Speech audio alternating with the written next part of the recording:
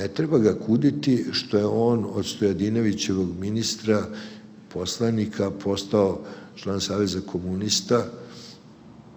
Sad Bećković objavio neku ironičnu pesmu kad je bila godišnjica, poslali su 2 agenta, što je netačno, recimo da je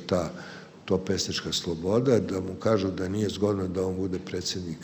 Saveza književnika, da nije u partiji. Jeste tu bilo da je neko došao i nudio mu da uđe u partiju, ali ne kao u ovoj nazovi pesmi,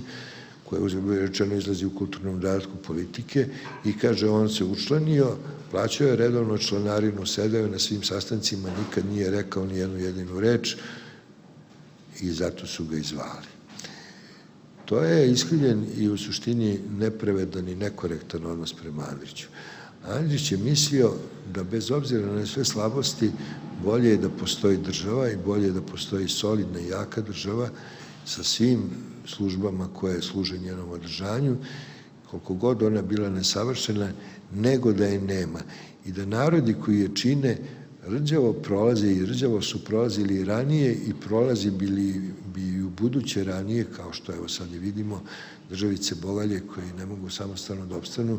i koje sad nisu okupirane SS-om i Gestapom, ali bankama i ne znam čime sve, i da onda on zato prihvata ono što se u novoj konstelaciji traži od novih vlasti od njega.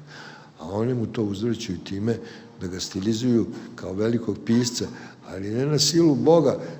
On nije veliki pisac pa ga oni stilizuju, nego on jeste veliki pisac, a ovi sad samo to još potpomažu i onda sve se to nekako sklapa na kraju toj Nobelovoj nagradi, koje ne treba pridavati preveliki značaj, jer ništa se ti tekstovi nisu promenili posle nagrade, oni su bili i ostali kakvi su napisani.